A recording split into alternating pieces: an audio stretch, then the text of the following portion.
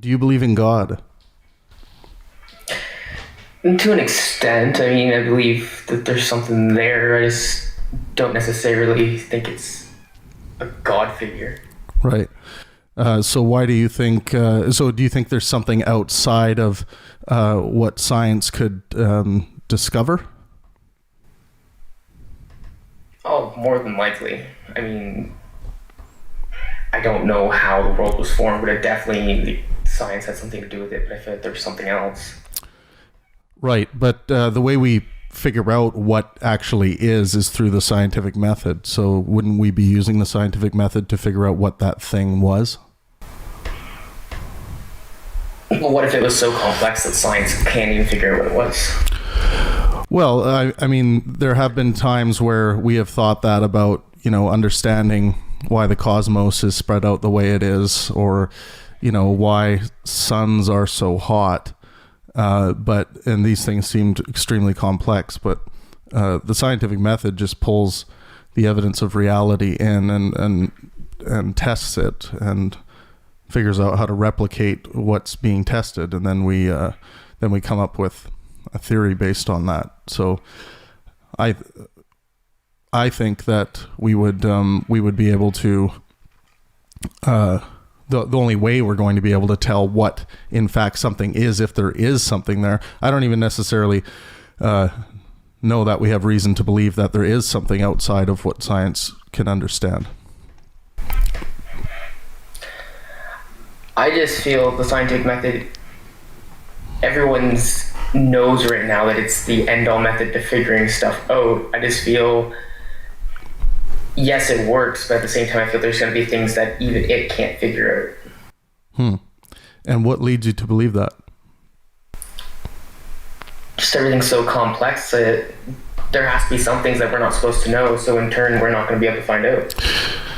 So it's interesting use of language, supposed to know. Is that to suggest that there's some kind of governing law or force outside of, like, human minds? Like there's a different mind? Is that what you're proposing? I feel like the universe has a mind of its own. And what would be your evidence of that? Just the way certain things happen, I personally feel there's no explanation for it. For the existence of the cosmos? Just that and things that fall under it. As far as like planets, I don't feel that just Big Bangs created the planets. Like I personally don't feel like a Big Bang created Earth. I don't quite see how an explosion can create a mass of Earth.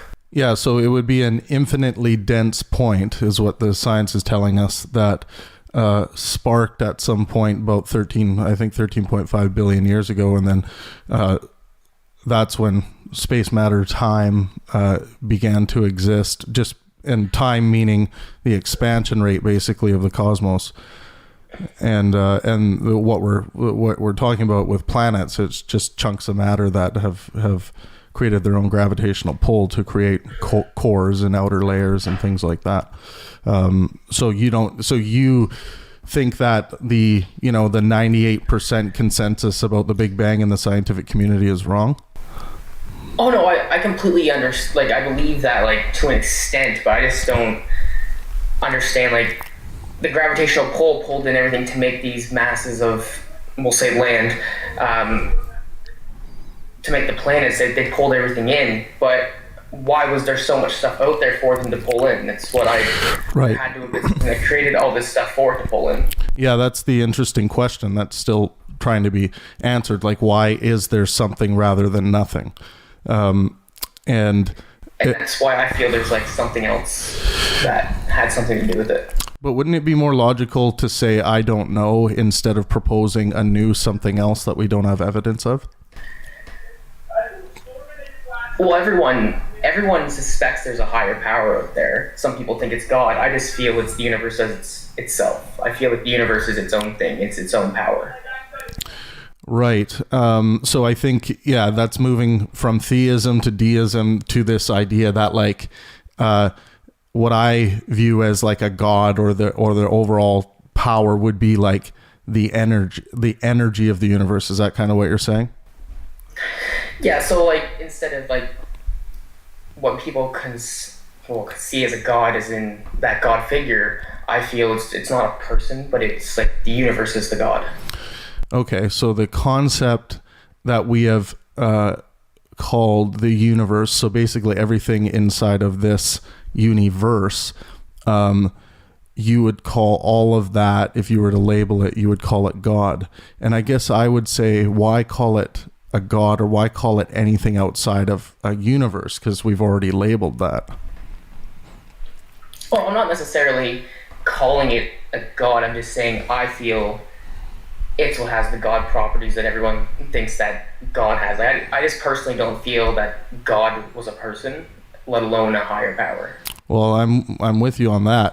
I mean, there's been tens of thousands of gods proposed throughout human history, and not one has met their burden of proof to prove its existence. So, but I feel the same about any kind of like claim about, somehow the universe has a mind, or it has some kind of like interest in what's going on. I think as far as the evidence shows us, there was a big bang that happened, and basically everything is kind of predetermined after that big bang because of kind of the laws of forward motion. So I guess I go to, when people say, well, why is there something rather than nothing? I tend to say I don't know, because I find it intellectually honest with the rest of the worldviews that I hold and beliefs that I hold. Yeah, I'm not going out saying like, oh yeah, my opinion's the right opinion. Like I feel like personally that's how I feel. And I would never try and push that on someone. Right. Yeah, I think, do you kind of base your worldview on wanting to believe as many true things and as few false things as possible? Well, I'll believe anything if it can be proven or backed up. Right. Yeah, and I think that's reasonable. Because without the proof, there's reasonable doubt, and then there's the possibility that it's not even real. Because without even the slightest bit of proof, you really got nothing. Yeah, I mean, and I would caution you with this idea of the universe. I think it's fun to create these things that could be possible, but I think in reality anything is really possible. But when it comes to plausibility, I think we have to look at, okay, this is the information that we have. This is the information that we've been able to deduce from the scientific method. Anything outside that, I guess, would just be kind of possibilities. But I don't think because something is possible, for instance, the cosmos having some kind of governing mind or essence or energy, it doesn't mean that it actually is that, because then you adopt a burden of proof that you have to prove what you're proposing. Yeah, that's actually pretty fair there. And at the same time, I also feel when it comes to back on the science, like the scientific method, there's some things that you would think would be so hard to figure out, but they figured them out almost instantly. Like there's like super complex things that anyone just thinking in from the outside would say, oh, that would take years and years to like figure out, or it would take years to even begin to understand. But then it's like they're doing research for a couple months and then they have it all down pat. But then there's like some things, like I don't really have a good example for it, but like there's things that they've been researching for years and years and years, and they still haven't even had any remotely close to a breakthrough. Yeah, an example. That's why I feel there's something keeping us from finding out certain things, because why this thing that seems so complex and we can figure it out so easily, but this thing seems so easily, and we still haven't figured out anything about it yet. It is perplexing. Like, I know what you're talking about, and a good example would be the brain, the human brain, where we have figured out how to map the human brain, what areas do what, how things kind of circulate through the brain, how it communicates with the nervous system. But this idea of consciousness, we've tried for just as long as we've been ever have known what our brains are doing, or that we have brains. We've been trying to prove this proposition of consciousness, and I don't think we've really made any headway on that. I mean, we can conceptualize it and put it into this map of like, this is what I think consciousness is, but I don't know where it is in that communication between the brain and the nervous system. It's like it's sitting in this area we can't find. And I tend to think with something like that, it's like, well, I think we might have made a mistake by proposing something like consciousness before we really had the evidence to propose that, because we are thinking. But what we know now is thinking is kind of happening to us. We're not willing these thoughts, and we're not willing our beliefs and stuff. This is just chemical processes and communications between the nervous system and the brain that are creating these things that we call thoughts. So I think initially everyone thought that, oh yeah, so consciousness has to be a thing because I'm thinking and I'm doing all this stuff. But it may in fact be more simple than that, in that, the chemistry and everything that our biology is simply just happening to us, and we're kind of just meat sacks walking around thinking we're thinking. And that comes back to what people say, we're born to die. Like, we have a set time span, like we're born, but inevitably in the end we are going to pass. There's nothing we can do about that. It's just when and where it happens. Yeah, well, I guess it depends on what happens with the development of AI, and also brain mapping and downloading our quote unquote consciousness into a computer, right?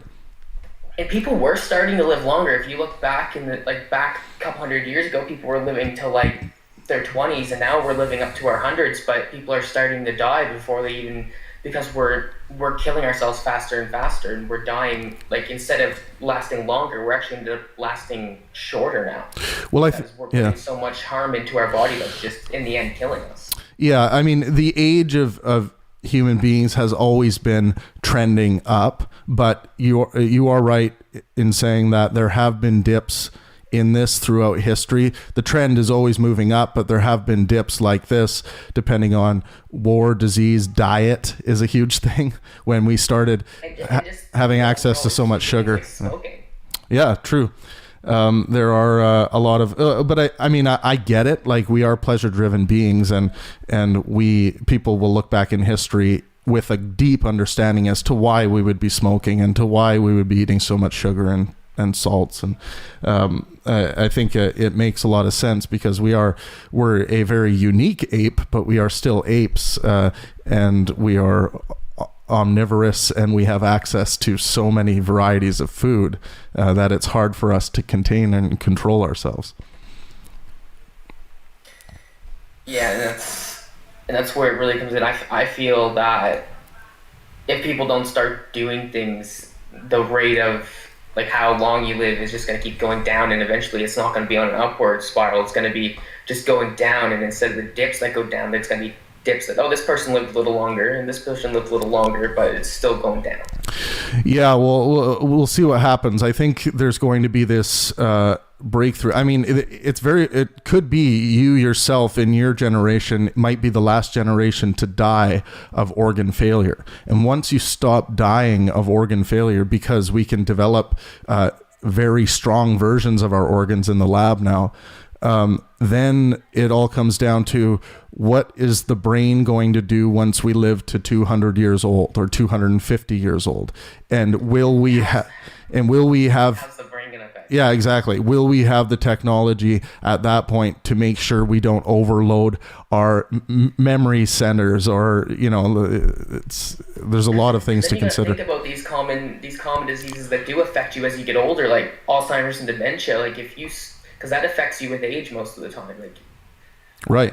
A lot of people it's born into you with a lot of people it's genetic, but Yeah. when it comes to like dementia and Alzheimer's, if you're living to 200 but you don't have a brain anymore, what's the point of living to 200? Right. I feel first we gotta try and control these diseases to the thing that we don't fully understand yet. But I feel like in order to control these diseases, we have to fully understand the brain.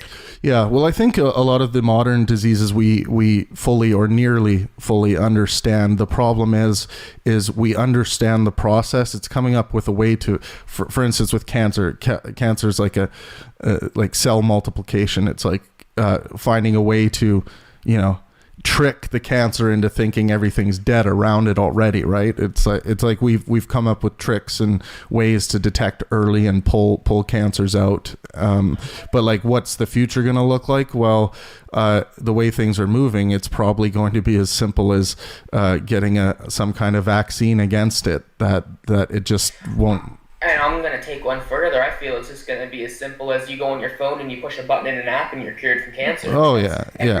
Everything's going to electronics. So I feel like soon it's just going to be, there's not going to be any doctors. You're just going to pull up your phone, go on an app and like, oh, I need a flu shot.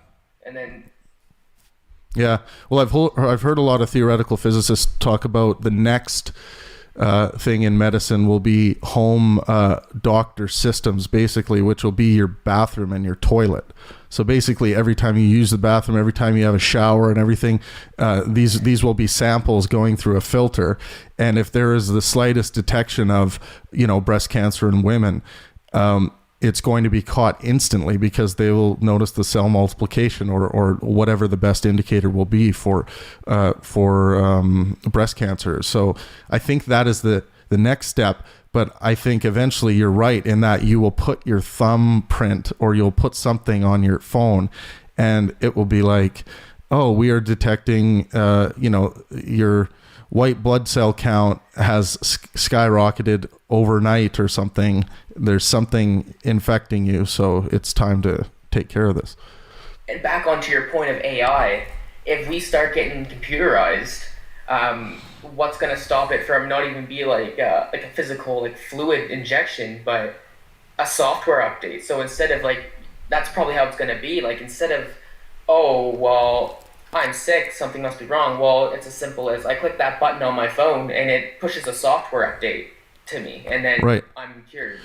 Well, I think this is when we start putting chips in the brain, in certain areas of the brain, including our memory areas, because I think acquiring knowledge through reading and listening to podcasts and things like that is very much going to be a thing of the past, where they're going to be able to put a chip in the memory center of our brain and we can download all the information that's on the internet pretty quickly.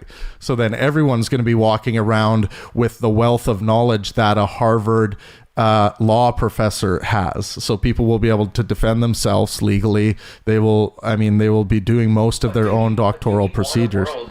Do we want a world where everyone is the same and has the same knowledge? Well, then there would be no specialist, because I wouldn't have to go to you to get this done because I can do it myself now. This is true. And then feeling like back onto the memory expansion to the brain, like, are we now going to have like little tiny hard drives that we put into our head for memory now? Like, well, I think that's the way we're going, because the human biology has many flaws, right? We didn't evolve to do quantum mechanics. We evolved to survive on the tundra, like on the savannah. We evolved to survive quite well as an intelligent being and be able to build tools and all these interesting things that we've done.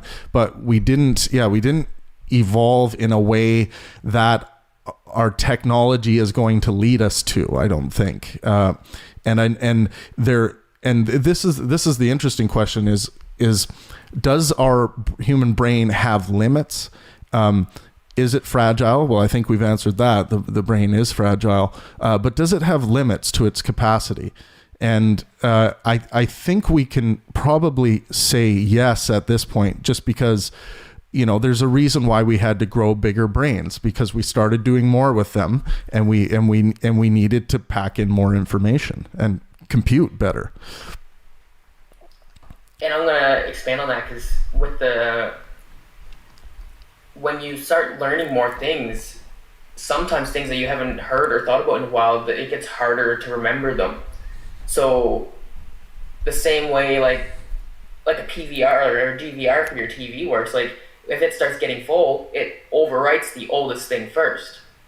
So are our brains doing that as we learn more things? Is it overwriting the old things that it feels that we don't need anymore, even if we do need them? Because if it only has a set capacity and we fill that capacity, what happens when we start learning more things? Right. Because we still retain that new information. It doesn't just get lost because we can't learn anymore. But Yeah. I feel it's at the expense of something that we learned a long time ago that we just haven't thought about in a while. Like it. Yeah, I think that's an interesting question. Like how limitless, if limitless at all, is our memory capacity in our brain, and what does happen when it becomes overloaded? That's where I'm getting on to living for 250 years. Are we going to reach the max capacity of what our brain can handle just on pure time scale, even if we keep a healthy brain from a biological perspective? And if that's the case, that there is limits, then we will no longer work quicker towards becoming less organic and more computerized. And because I think eventually once we break that kind of that AI code or the advanced computer technology where we can download ourselves into the computer, then basically we can exist on a sound wave or on a light beam or on like any kind of mode of delivering information. We can all exist on this tiny fragment of a radio signal, for instance, in the future. So I think if I was to make a guess, I guess an educated guess right now, I would guess that we would move much more toward downloading ourselves and kind of living forever in that way, with options to shut ourselves down, and our biology will probably be a thing of the past. And at the same time, if we take that option to shut ourselves down, are we just stored somewhere and then like maybe I write an order that says, yeah, I'm shutting down, but in 400 years I want to be turned back on? Exactly. Yeah, and that's like I'm taking a break for 400 years, and there's. I don't like how this is going. I'm just going to take a 400-year break. Yeah, exactly. And I can see this for the future of humanity, and I really don't think it's that far away as people think. Like I know it sounds a lot like science fiction to people, but it.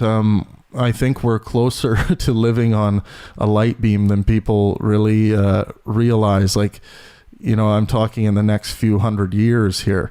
And I think it will be interesting. I think there's still some interesting pleasure to be derived from looking back in human history and what we're doing right now and what we have done. I think the future humans who are living outside of bodies are going to look back and still get a lot of pleasure out of viewing how we used to live, because I think it'll be interesting to them.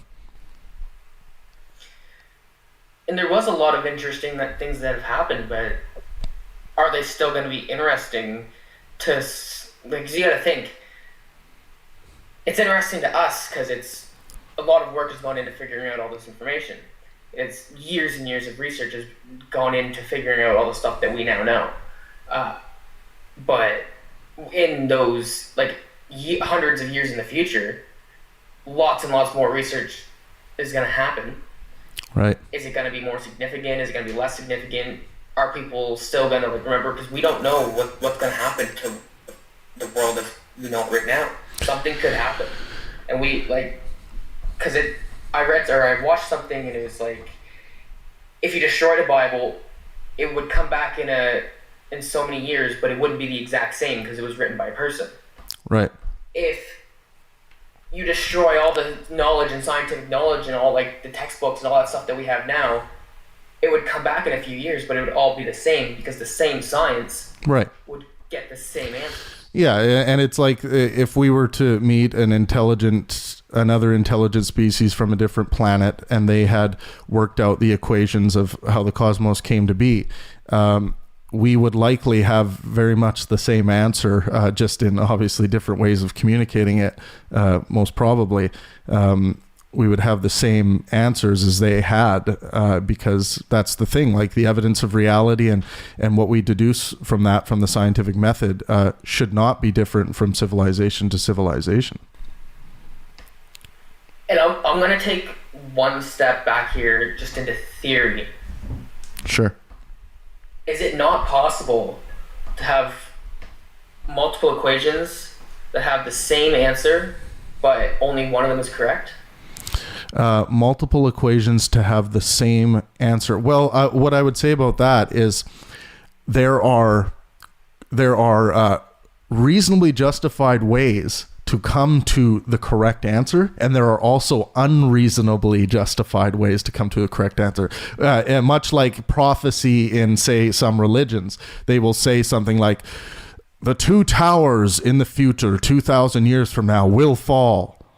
And then people will look at that and say, that's prophecy for when the Twin Towers fell in the United States. Now, technically, one could make the argument, hey, that they were right about that. But then on the other end, you could be like, well, they didn't. That was kind of just a pure luck guess. Like it was a general statement. The towers they could be referring to could have been like two little kids' play toy towers that had some significance to that quote unquote prophet that said this. And I'll put it more like into perspective here. What if yeah, we did all this research and we found out about the Big Bang, but what if we're wrong? Like, what if it seems like it makes sense, but it's not actually the answer, is what I'm saying. Like, what if we got to this answer and it all fits and it seems like it works? Yeah. But what if we're completely off? And yeah. Just because we think it works, we've accepted it. Yeah, and that's why this is why we call it scientific theories, because the theories are based on the evidence that's available right now. And this is where some people get really confused with science, and they think that, oh, science has been wrong in the past. And really, science has had wrong conclusions to certain theories before, or to certain hypotheses, and then they've had to readjust when new evidence comes forward. But it's true that the Big Bang theory could be eradicated by new information, new evidence that's found. But currently, it's the best theory that fits with the available evidence that we've been able to observe and test.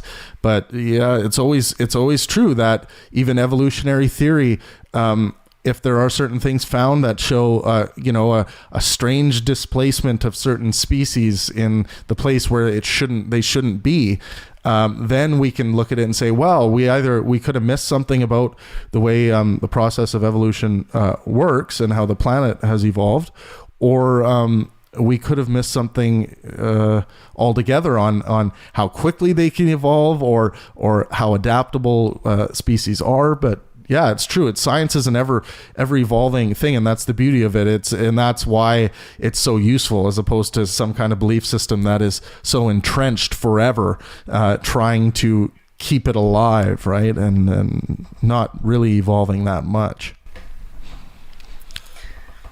I feel with science, yes, it explains a lot, but we shouldn't just accept it because it's science, because there still is reasonable doubt. Like, just because they have all this information, like, there still is reasonable doubt against the Big Bang theory. Well, I might challenge you on that, because it's true that I wouldn't necessarily call it a reasonable doubt, but if you're practicing skepticism correctly, you will look at something like the Big Bang theory and say, okay, what are the things they use to deduce this answer, this Big Bang answer? And you go through it and you make sure the science checks out. And if the science checks out and the conclusion to the theory checks out with the science, with the premises, then you are reasonably justified to believe that claim that the scientific theory makes, and you would not be reasonably justified to have a lack of belief in that. And the reason being is because if we prove something to a 99.9% certainty, say from a scientific standpoint, or even a 90% certainty from a scientific standpoint, you would be reasonably unjustified to not believe that thing because of how much evidence there was. Because our beliefs can change, and it doesn't mean that if we happen to be wrong about our beliefs and we have to change based on new evidence that we were somehow unreasonable in believing that before. You can be reasonably justified in believing the wrong answer, and this has happened in science before, and the answers can change. So I would say if there is a scientific consensus, like on climate change is a good one, 97% scientific consensus around the world, then you become unreasonable to not believe the scientific findings.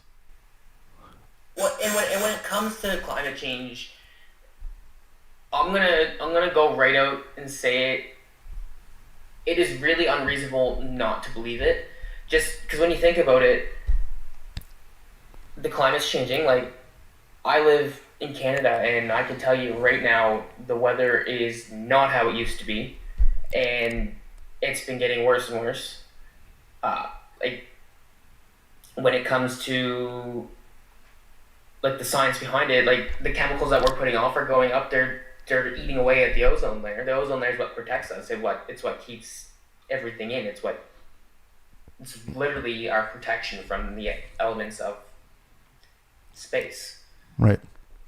Yeah. So if the layer's gone, then we have no protection from space. Yeah. This has become quite a politicized issue, and I feel like people cling on to their political affiliation and forget to think rationally and reasonably about the actual evidence that there is. Because the evidence, that's the 97% consensus, is that the climate is changing and that human activity has something to do with it. Now, where everyone gets their panties in a twist is when we start talking about how much, like, if we put up this coal mine in this country and we want to be able to sell this resource, how much should the reality of climate change with some human cause, how much should that go into that particular decision? And some ends of the political spectrum say, well, it should mean a lot. We should be moving away from using energies in that way. And then on the other side, they say, well, we have no jobs in our country. We're suffering to make ends meet, and we really need to be mining these resources and exporting them because we need some way to make money. But I think there is a way to close that gap. And if everyone just accepts that the science is true, because they would be unreasonable not to, then this is going to close the gap and make the gap much closer, where we can start just having conversations about exactly how much does human activity cause this pollution or global warming or just climate change in general, and what is a reasonable amount of pulling back away from pollutants. What is that reasonable amount? And I know they've done this to a certain degree with the Climate Accord and things like that. But there are still so many on each side of the political spectrum that just are not educated on the reasons why some of these organizations have come to the conclusions they have about the science and what the reasonable steps are to move towards renewable energy sources and artificial meat products and things like that. Yeah, with I feel like we're gonna run out of gas here soon, like with the oil, because they're just constantly drilling it. There has to be a set amount of it.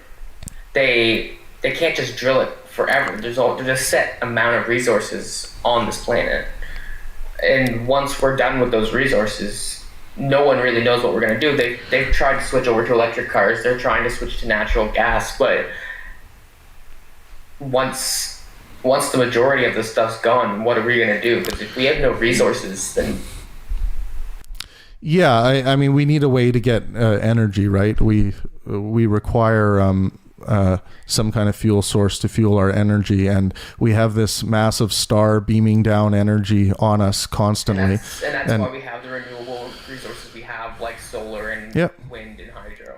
Yeah, and nuclear, man. Like nuclear power is a beautiful power source. You know, and there's legitimate arguments. I don't fully like nuclear power just because of the radiation aspect and how dangerous nuclear power is.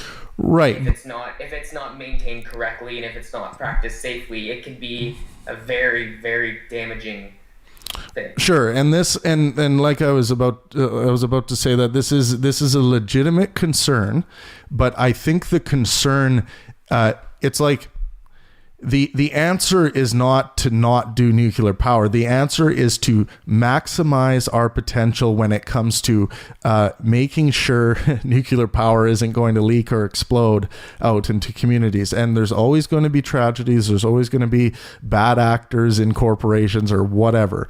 But in general, nuclear power is a very good power source, and people should really look into it. And actually look at the science. Don't look at what someone with some opinion piece in some kind of journal writes about it because their gut feeling is the word nuclear is bad. Actually look at the science, and I challenge everyone listening to this to go and look into the science on nuclear power, and it should be used more. I have looked into the science of it, and I'm not saying it's bad. I'm just saying I agree with it. I think it is a good source of energy. I just don't necessarily like it because the way it is used in practice isn't always the smartest. I feel like if you're going to have a nuclear power plant, why have it in the middle of a city or like in like a city? Why not have it off somewhere where if something does happen, it's less of a chance it's going to have a major effect on anyone. Yeah, and that's completely reasonable. I am down with that line of thinking. Like, we need to be smart about how we do it. I just don't think they're practicing it the way they should be. Right, and you know that there would be examples of nuclear power plants that haven't had any issues. Many examples of them, but there are some that have had problems and has resulted in some catastrophe. So I think but we can't allow the small amount of catastrophe to outweigh the potential that this thing could be. And I know the word nuclear is just so poisonous to people's ears, and I get that. I get that's mainly because of the nuclear bombs. Sure, of course, it's the nuclear age. People think of nuclear bombs. People think of Donald's finger on a nuclear rocket, and I mean, with North Korea there for a while, it was pretty close. Well, I'm not. I'm not gonna say it was close because no one actually knows how close it was. It could have been super far. Like, it could have all been staged. Like, for all we know, Donald Trump and Kim Jong-un are best friends, and they're just causing shit. Like.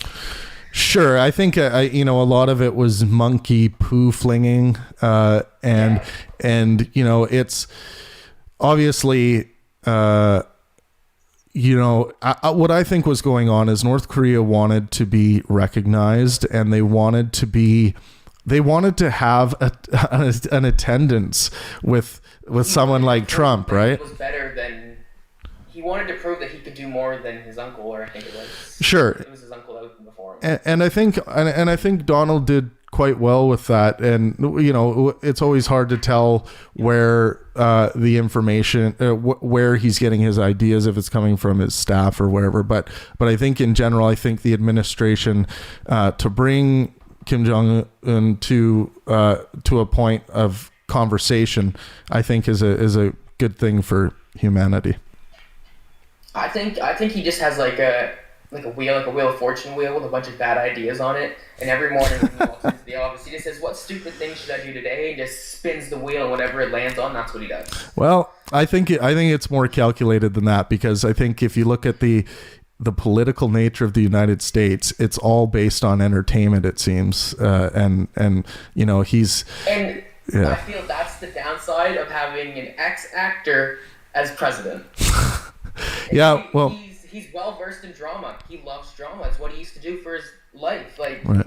I feel like he's playing the government like it's a movie. Well, yeah, he's playing the role of president like it's a role in a movie. Well, yeah, but and you know, I think I agree with you, but I don't necessarily think it's a dumb move from his perspective, just from a pure political perspective. Look, I disagree with a lot of the things Donald Trump does and a lot of the decisions he makes, but I agree with some of them, and I treat him completely objectively. But I do understand the rhetoric and the reason why he uses this rhetoric to ignite people, and it won him the presidency. And I understand it from that perspective, but you know, as far as like, is this someone you would normally want in the White House? I'm not sure. Like, I know the United States' biggest export is entertainment, but man, you probably don't want to like carry that into the White House. And I feel like at the same time, like, this isn't really like a view I have, but I feel like, not really feel, I should say this. I don't know how to quite say this without saying it's like an opinion of mine, but I'm thinking, like, what if everyone said, "Oh, Donald Trump's running for president. That's funny. Wouldn't it be funny if we voted for him?" What if everyone just voted jokingly, not knowing the consequence? Well, like, I don't think all of his votes were actual Trump supporters. I feel like some of them were jokingly like, "Yeah, let's vote for Trump." Yeah, I've thought about that. You know, I think it's more along the lines of Hillary was going to win. Well, yeah, a lot of people did. I was in the very small minority of people that was a very outcast in all my circles, being the weirdo to say, no, I think Trump will win the seat. Like, I think he's going to be sitting in the president's seat. And the reason why is because of the polarization of either side, and the simple fact that I don't think Obama did much to clean up the inner cities like he promised he was going to. And when there's a lot of people influenced by that kind of, I guess you could call it failure. Like there were some promises made in those 8 years that there was going to be huge improvements made in the inner cities throughout the United States. And I don't think that was accomplished. And at the same time, there was a numerous amount of like impacting in like significant events that happened when he was in the presidency. So at the same time, can you really blame him? Because you got to understand, like, that's just because you promised like these 4 or 5 things when you're running. I think people also got to understand, like, you're doing this, like, yeah, you're saying I'm going to try and do this when I get in, but no one really understands how much stuff you actually have to do once you get in. It's not just, oh, I'm going to do the things that I wanted to do. It's like, oh, well, I got to do this, and this. This needs to be done by then. Like, it's not just as simple as, oh, I'm going to do the things that I wanted to do. It's like, I got to do 400 million things first because I got to run a country. Well, you know, when you're president, you have access to all of the resources, essentially, right? What about declaring a state of emergency in some of the most impoverished places in the United States, sending in the military to help clean up, and building infrastructure, and getting people to a safe spot, a safe area first. At the same time, that uses taxpayer dollars, and the majority of the people don't want that. They don't want to spend their money to help people. They just want you to help them. Right. They don't want you to spend the money that they're giving you. So then that takes away from something else they're doing. So you just write an executive order to get it done, right? Because you say, oh, I'm going to help all the poor people in the inner city. Well, that's going to take the taxpayers' money to help those people.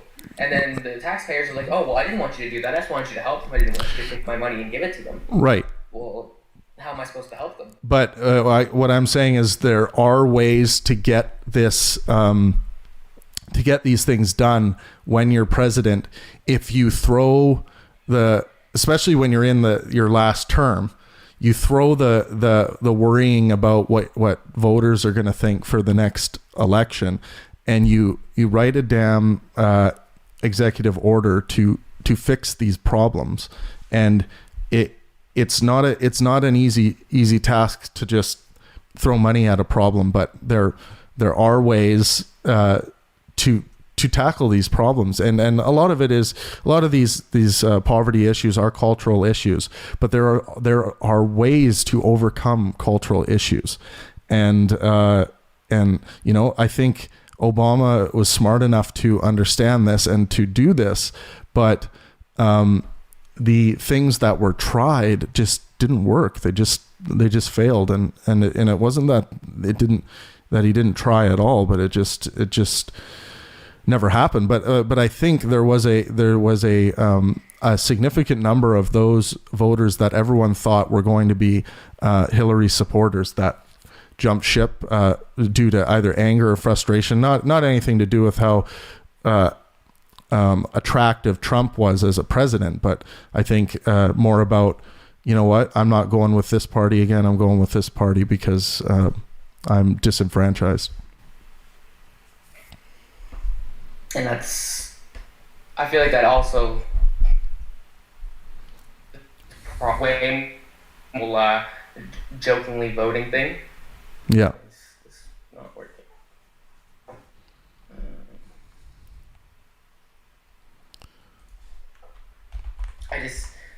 I don't think people will fully understand or understood what was going to happen when Trump got in office. Yeah, I think that's true. It was, everyone knew it was going to be entertaining, and he was. I think a lot of people thought that he was actually going to, stick, basically, kind of in general, stick to what he said he was going to do. And, I think he's been trying to do that. And it'll be interesting to see how the way history thinks and writes about the Donald Trump presidency. And at the same time, thinking about it, one of the biggest things he did was building the wall.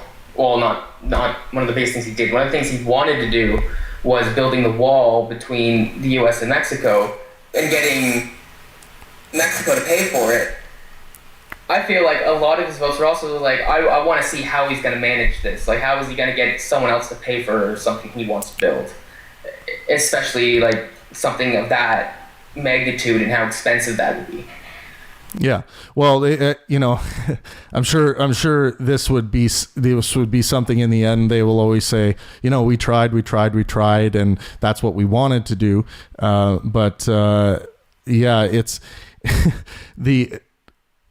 look at how energized people were to hear that, and Mexico's going to pay for it. It's like that was such an energizing thing for so many people to hear.